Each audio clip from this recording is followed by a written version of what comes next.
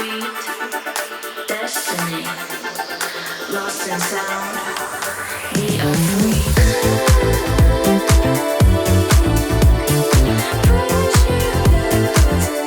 Nos agarraron con las manos en los libros. Y con los accesorios que encuentras en la librería universitaria. Aprovechamos y de una vez les damos la bienvenida a su programa Diálogos entre Libros, donde contamos con una variedad de información y con un entrevistado muy especial. Asimismo, le damos la bienvenida a Adriana, quien se suma a este maravilloso equipo de Diálogos entre Libros. Muchísimas gracias por la invitación, pero no los hacemos esperar más. Iniciamos.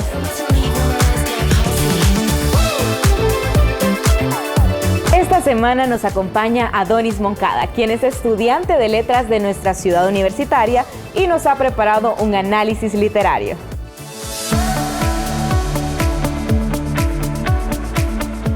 Así es, Génesis. Yo soy Emilio y estudio la carrera de letras y básicamente yo hoy quiero leer un poema bastante hermoso sobre una escritora hondureña que para mí ha marcado bastante en la generación en la que ella escribió. Les voy a leer el poema Los dos de Clementina Suárez. Dame tu mano fuerte y emprendamos el largo camino de la vida. Quizá en la peregrinación nos encontramos con un dolor, una risa o una herida. Es triste caminar por el desierto sin rumbo, sin fin y sin oriente. Pero nuestras ansias descubrirán el puerto que llenará de luces nuestra frente. Yo sé que tú darás a mis dolores la miel de tu palabra y el camino, en vez de espinas, se cubrirá de flores. Y habrá de tarde en tarde un suave trino. Mis ojos que el llanto ha enrojecido beberán en los tuyos la alegría. Y en cuanto el día se funda en el olvido, reventará en luz para ti la vida mía. Mi alma irá desgranando a cada paso y el rosario de sus ensoñaciones, y cuando brille a lo lejos el ocaso, te dirá también sus oraciones. Nos cobijará la noche y alumbrará la luna, y habrá calma y silencio en nuestras vidas. Y nuestras almas, cual si fueran una sola alma, se quedarán dormidas. La tierra santa en ternuras nos abrirá sus brazos y olvidaremos por fin nuestras querellas. Se acabarán las noches, los ocasos, con los besos de luz de las estrellas. Muy bien, este poema de Clementina Suárez es bastante hermoso y bastante lindo en las palabras que utiliza. Me gusta porque para Clementina Suárez la vida es un camino largo, pero es un camino, y para ella lo mejor de este camino es buscar a alguien o encontrar a una persona con la que uno pueda emprender ese viaje, emprender ese camino. Y ella nos habla de eso en la primera estrofa y habla que le dice a una persona que le dé su mano y que emprendan el camino de la vida, que no importa lo que encuentren, ya sea dolor, una risa o una herida, no importa, allí van a estar juntos.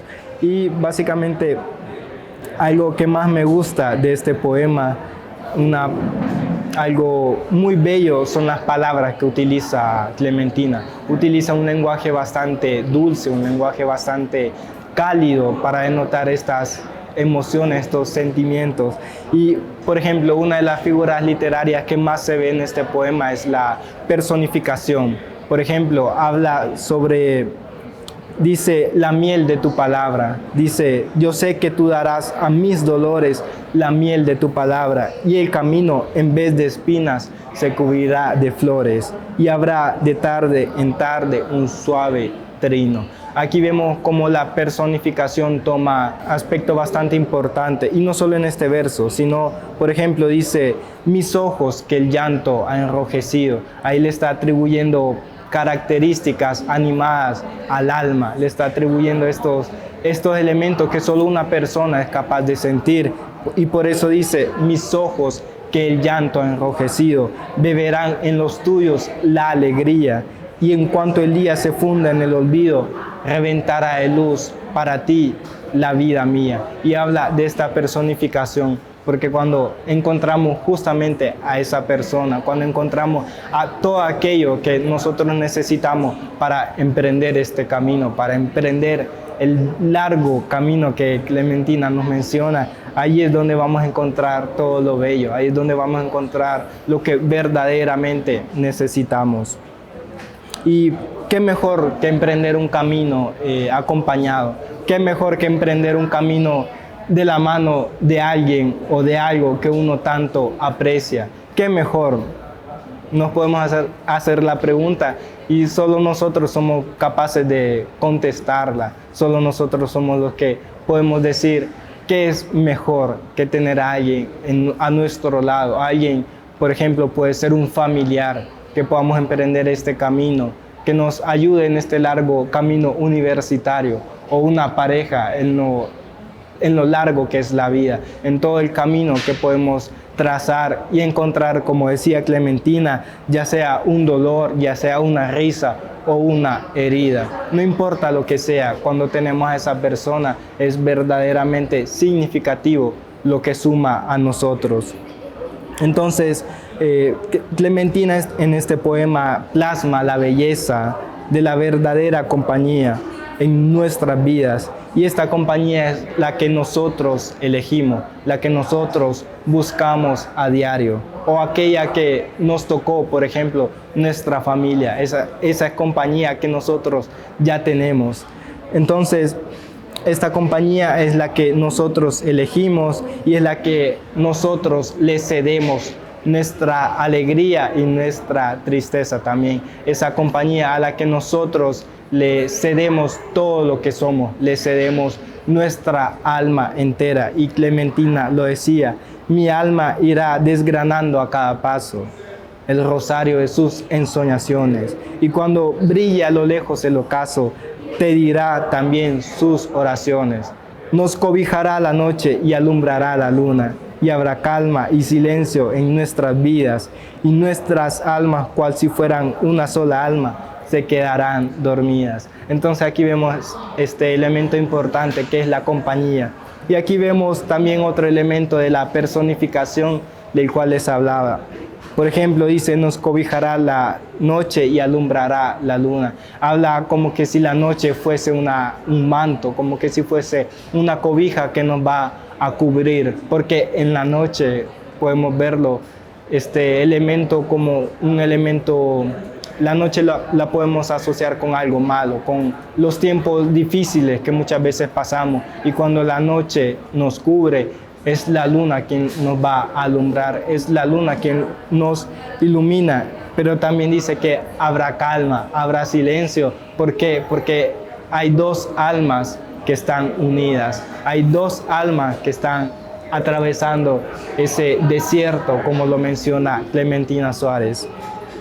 Entonces, hay muchas imágenes bellas e interesantes plasmadas en este poema por Clementina Suárez. Nos habla sobre los ojos que están enrojecidos por el llanto, nos habla de unas palabras de miel, nos habla también sobre la noche, nos habla sobre el ocaso y muchos elementos más que enriquecen este poema y que hacen que Clementina Suárez muestre ese carisma, esa calidez en sus palabras y en sus poemas. Muchas gracias.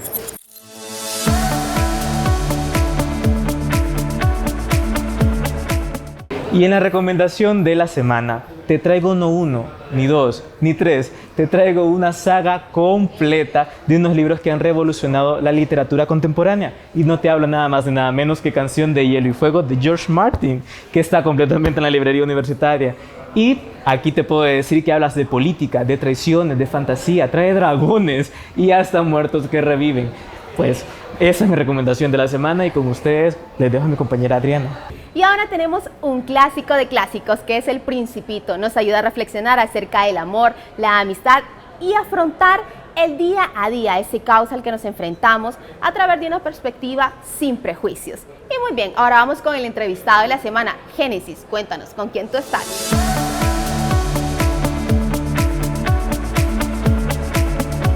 Muchas gracias, Adriana, por esa increíble recomendación y en efecto me encuentro muy bien acompañada y es que hoy me acompaña el escritor del libro Academia y Estado, Albani Flores. Bienvenido, Albani, muchas gracias por acompañarnos en este espacio. Muchas gracias, buenas tardes, Génesis, encantado de conocerla y de compartir con usted y con su audiencia. Quisiéramos saber cómo fueron los inicios de la escritura de este libro, cómo surge la idea de escribir Academia y Estado. Bueno, ha sido un principio un libro muy accidentado porque generalmente he escrito literatura, he escrito más cuentos, ensayo, o literatura en general, poco periodismo también, pero el 2010, en el transcurso de una lección con la profesora Susanita Zelaya, recuerdo que tuve la inquietud me pregunté, porque leí en algún texto que la Universidad Nacional había sido fundada en 1845, su inicio, en el gobierno de un señor que se llama Coronado Chávez. Este señor aparentemente era un carpintero. Me dio mucha curiosidad cómo un carpintero había llegado a ser presidente del Estado y cómo ese supuesto carpintero había tenido la visión de fundar la universidad en su gobierno. Por fortuna, en el transcurso del libro, pues hemos descubierto que esa versión no era tanto de ese modo, ¿no? ¿Cuánto tiempo le llevó escribir este libro? Bueno, la investigación total son alrededor de 10 años, ¿no? Trabajo de archivo, de hemerotecas, de documentación, de rastreo de fuentes, todo lo que un libro, un ensayo histórico implica, ¿no? Al menos un ensayo académico. Pero realmente estuve trabajando enteramente en él durante 7 años, hasta que el 2019, pues, la editorial universitaria de la universidad, pues, de la UNA, tuvo la delicadeza de publicar el ensayo, ¿no? 7 años, o sea, ¿cómo usted da con esas fuentes capaz para llegar a escribir todo un libro de historia? Sí, bueno, el trabajo de historiador es un trabajo detective, ¿no es cierto? El historiador primero se formula una pregunta, tiene una duda. Yo creo que hay un proceso lógico para hacer una investigación. En principio, toda investigación parte de una duda, ¿no? El investigador duda de algo que, si es una duda razonable, se convierte en una pregunta. Esa pregunta luego necesita ser contestada, de manera que toda investigación siempre es la búsqueda de dar respuesta a una pregunta que uno se ha planteado sobre algo que le inquieta, en este caso sobre la fundación de la universidad. Yo en ese momento no tenía idea de que esto iba a ser un libro, pensé que iba a ser más bien algún artículo, porque escribía yo en esos años muchos en la prensa. Sigo escribiendo temas culturales en la prensa, en el Diario El Heraldo. De manera que no pensé en ese momento yo que esto fuera a convertirse en un libro, pero a medida que fui, digamos, adentrándome en el tema fue llevándome a otras pistas, estas pistas a otras pistas, de manera que fui, digamos, recolectando fuentes, ubicando fuentes, unas me llevaron a otras, hasta el punto de poder construir un proyecto de investigación que, digamos, fuera solidificando y convirtiéndose, pues, en lo que ahora tenemos como libro, ¿no? Claro, y qué tan difícil fue todo ese proceso de dar con todas estas pistas y todas estas fuentes, como decíamos anteriormente. Siempre es muy difícil, sobre todo porque nuestros archivos carecen de organización estricta, digamos, por una ausencia de políticas de archivo. Durante muchísimos años los escritores, la gente de la cultura, los historiadores hemos exigido una ley de protección de archivos porque nuestros archivos están obviamente muy deteriorados, ¿no es cierto? El Archivo Nacional, que es nuestra fuente más directa de consulta, está en condiciones realmente, pues, despreciables, esa es la palabra, ¿no? Porque no hay ninguna política desde el Estado, pero tampoco hay esfuerzos privados que, digamos, le otorguen al Archivo Nacional una estructura lógica de fichaje, de organización, de organización de épocas. Y estas dificultades que tiene el archivo, pues, van dificultando también el trabajo investigativo de los autores, ¿no es cierto? Entonces, además de eso, pues, las adversidades naturales que el país tiene para todos, ¿no? Lo social, lo económico, lo político, que siempre, pues, tiene un impacto, ya sea positivo o negativo, en cualquier quehacer al que uno se dedique, ¿no? Sí, claro, y definitivamente eso muchas veces limita a muchos historiadores capaz a buscar ese tipo de información. Usted nos mencionaba anteriormente que partió de la literatura, de la escritura de poemas. Cuéntenos, ¿cómo es esa transición de la escritura de poemas a un libro de historia? Bueno, sí, ha sido, como le digo, muy accidentado de alguna manera, ¿no? Antes de ingresar a la universidad yo había escrito algunas cosas, era por supuesto adolescente. Comencé escribiendo poesía porque, pues, la mayoría de escritores, no todos, pero la mayoría comenzamos así de alguna manera. Nadie sabe exactamente por qué. porque la poesía no es fácil como se cree, sino más bien es un género pues, de mucha exigencia, de mucha profundidad, que requiere más bien muchos cuidados, ¿no? Al contrario de lo que generalmente se cree. Me gusta siempre decir que soy un escritor que estudió historia, ¿no? Y me gusta decir que soy un escritor que estudió historia para ser mejor escritor, en el sentido de que no quería escribir historias que fuesen únicamente de entretenimiento o, digamos, de esparcimiento para la gente, sino un poco contar a través de la literatura los grandes panoramas de Honduras, de un país, y además pues testimoniar la memoria histórica de nuestro país a través de cuentos o de novelas, ¿no? Como lectores, ¿qué podemos esperar de este libro, Academia y Estado? Bueno, mire, este es un libro que se publicó ya hace 5 años, se publicó a finales de 2019, después de un largo proceso editorial.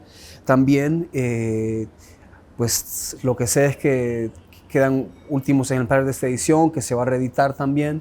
Es un ensayo, en principio, que le cuenta al lector tiene dos ángulos. Primero, cómo se conformó el Estado hondureño después de la independencia, de las independencias, porque nos independizamos primero del Imperio Español, después nos independizamos del Imperio de Agustín Iturbide cuando nos unimos a México, y una tercera independencia, lo que llamamos nosotros la independencia absoluta, es cuando el Estado de Honduras se independiza o se separa de la Federación Centroamericana en 1838 o 39, no estoy muy seguro ahora, perdón, y comienza la búsqueda por crear el Estado unitario, ¿no? Este Estado, por otro lado, tiene muchos desafíos. Por un lado, tiene que configurar el aspecto jurídico, configurar el territorio geográfico, crear instituciones, organismos, instancias, leyes, marco jurídico. Es decir, somos un Estado solamente en teoría. Y quizá ni siquiera en teoría, es decir, somos un territorio en búsqueda de una identidad estatal. De manera que para, digamos, solventar toda esa problemática que el Estado tenía, ya fuera económico, ya fuera productivo, ya fuera del fisco, ya fuera la propia organización estatal del gobierno, nació la universidad en 1845. Honduras fue además el último estado de América Latina en tener universidad, lo que puede darnos a nosotros una pista del estado que teníamos en ese momento y del país que teníamos, ¿no es cierto? Entonces, este libro cuenta, por un lado, esta primera parte, pero también cuenta cómo la fundación de la universidad fue determinante para construir redes intelectuales, para construir una burocracia, instituciones, organismos, instancias, marcos jurídicos, y además para construir todo el sistema administrativo nacional, puesto que una vez que se fundaron las facultades, por ejemplo, la Facultad de Medicina nos permitió tener un sistema sanitario. Con la Facultad de Economía creamos un sistema financiero, unos mercados internos. Es decir, la universidad no solo fue en aquel momento pionera del Estado, sino sigue siéndolo ahora, y por eso le llamamos y le hemos llamado de siempre nuestra alma mater, ¿no es cierto? Entonces, eso por un lado. Por otro lado, el libro cuenta el proceso formativo de la universidad de fundación que yo, digamos, he periodizado en 3 momentos. Una primera etapa va de 1841 a 1845, que es la etapa formativa, cuando el gobierno de Francisco Ferrera se da cuenta de la inmensa necesidad que tenemos de formar un sistema educativo competitivo para el Estado. Entonces se da la tarea de reabrir el colegio de Comayagua, que había sido un colegio que existía desde la colonia, que había sido cerrado mucho tiempo porque pues, Comayagua había tenido unas dificultades políticas, y además abre un colegio de segunda enseñanza también acá en Tegucigalpa, el colegio de Tegucigalpa. Entonces el colegio de Comayagua y el colegio de Tegucigalpa se convierten en semilleros de lo que un par de años después va a ser la Sociedad del Genio Emprendedor y del Buen Gusto, que es la primera forma de la universidad, y que ha tenido una discusión pues, muy interesante, pero se ha dicho históricamente que, por ejemplo, este grupo de muchachos que vino de Nicaragua había solamente tenido la idea de fundar este centro de estudios. En este libro estamos planteando, a partir de una serie de años de documentación, que el proceso fue un poco distinto de como lo sabemos hasta ahora, ¿no es cierto? Hay una especie de rectificación histórica, porque este grupo de muchachos, que son Máximo Soto, Alejandro Flores, Pedro Chirino, Llanero Girón, Sinfoniano Revelo, se van en 1844 se van a Nicaragua. Ellos han culminado su educación secundaria, quieren continuar la universidad, se van a Nicaragua, no pueden concluir su educación en Nicaragua porque un general salvadoreño, Francisco Malespín, lleva la guerra a Nicaragua. Ellos se ven obligados a regresar y puestos acá, digamos, viéndose sin posibilidades, deciden fundar ellos 5 una academia de estudios superiores y la nombran Sociedad del Genio Emprendedor y el Buen Gusto. No solamente eso, sino que además pues crean estatutos, le crean un reglamento, crean clases, se convierten ellos en profesores y ellos mismos invitan al Padre Reyes a que se una a su proyecto y lo nombran rector de su universidad. Ese es el primer momento de la fundación de la universidad. El segundo momento sería cuando el gobierno de Coronado Chávez, en vista de este esfuerzo de estos muchachos, ahora, digamos, respaldado por la credibilidad del Padre Reyes, pues ordena el 10 de marzo de 1846 que se emita un decreto para formalizar este centro de estudios como universidad estatal. Se eleva la calidad de universidad estatal con el nombre de Academia Literaria de Tegucigalpa, pero el Estado, que no tiene fondos, porque todos los fondos que tenemos en ese momento están orientados a financiar la guerra, porque de eso depende que tengamos un territorio, una soberanía, un marco jurídico y un espectro geográfico, entonces no puede financiar ese esfuerzo académico, ¿no es cierto? Entonces, en ese momento ya entra la figura del Padre Reyes a ser una figura preponderante, importante en el proceso. Aprovecha Reyes las buenas relaciones que tiene con la élite económica y política del país, siendo que Reyes es en ese momento la persona más influyente de la sociedad tegucigalpense, porque es muy interesante observar que aunque Tegucigalpa no era en ese momento la capital del estado, la universidad se funda en Tegucigalpa y no en Comayagua, puesto que Tegucigalpa, aunque no era la capital, sí era ya la ciudad económicamente más importante. Entonces, esas relaciones del Padre Reyes le permiten que un tiempo después, pues después de mucho trabajo, el 19 de septiembre de 1847, esta universidad que había sido iniciada por estos muchachos, que había sido transformada por el gobierno Coronado Chávez, se oficialice como universidad al servicio del Estado. Digamos que el gran debate alrededor de este libro estos años ha sido sobre si yo defiendo que Reyes no es el fundador de la universidad. El libro básicamente no dice que Reyes no es el fundador de la universidad. Lo que el libro defiende es que Reyes no es el único fundador de la universidad, que hay un grupo de muchachos que todos sabemos que fueron los fundadores, pero que hasta el día de hoy no les hemos hecho las honras ni les hemos dado el mérito que les corresponde. Tanto es así que decimos que la universidad se fundó el 19 de septiembre de 1847 y obviamos todo el proceso previo que le permitió a esa universidad ser lo que fue en ese momento, ¿no es cierto? Entonces, lo que Reyes hizo no fue fundar la universidad como tal, sino oficializar jurídicamente, en compañía con Juan Lindo, una universidad que ya existía como tal. Yo creo que una de las pruebas que respalda esta teoría es que es una pregunta que yo hago en el ensayo, porque decimos que la universidad se fundó, yo digo que se oficializó, pero la historia oficial dice que se fundó el 19 de septiembre y dice que el 20 de septiembre, un día después, esa universidad graduó a su primer egresado, Sinforiano Robelo, que era bachiller en Filosofía y Letras. Entonces, mi pregunta es si esa universidad servía carreras de un día. Claro que no. Significa que esa universidad ya lo era como tal desde el 14 de diciembre de 1845, cuando fue iniciada por este grupo de muchachos. Qué increíble y qué interesante. Creo que es información que como estudiantes deberíamos conocer. Por ende, es muy importante que como estudiantes también adquiramos este libro. ¿Dónde podemos encontrarlo? Bueno, el libro puede adquirirse aquí en la librería universitaria, creo que también en la editorial universitaria. En la universidad está seguro. Bueno, para finalizar, Albani, una invitación a nuestros televidentes para que adquieran este libro.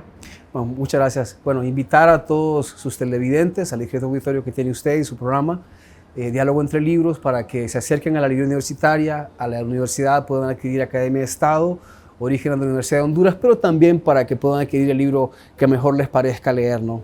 Están todos invitados. Muchas gracias, Albani, muchas gracias a ustedes por continuar en sintonía de Diálogos entre Libros. Así es que no se despeguen de sus pantallas porque continuamos con más sorpresas.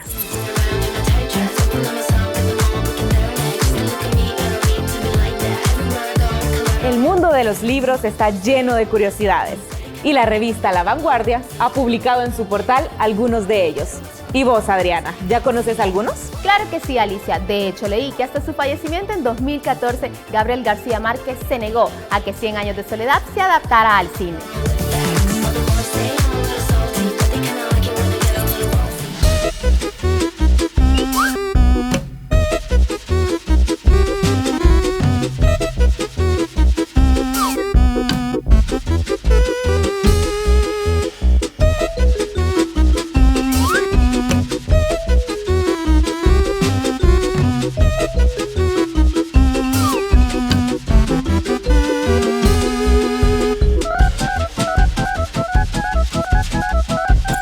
¡Hey! Ya saben lo que va a pasar en Ciudad Universitaria este mes. Claro, vienen los Juduca. Y si no cuentas con la indumentaria necesaria, Recordá que en la librería y tienda universitaria hay todo para vos. De indumentaria deportiva. libros deportivos, Así es que no te vayas a quedar sin los tuyos.